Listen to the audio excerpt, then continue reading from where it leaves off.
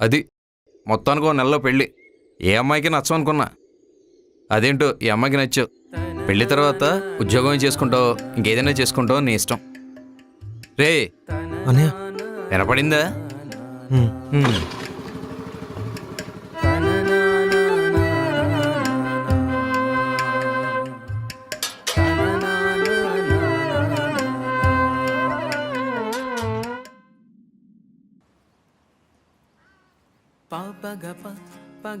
సుభద్ర, ఏం చేస్తున్నావు?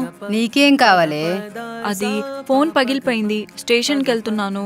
Train ticket కి డబ్బులు లేవు. ఓ 50 ఉంటే ఇస్తావా?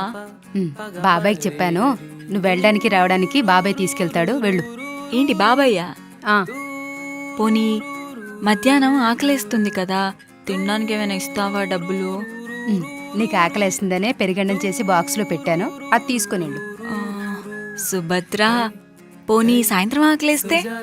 బాబాయ్ ఉన్నాడు కదా, బాబాయ్కి చెప్పు, నీకేం కావాలో కొని చేస్తాడు, వెళ్ళు.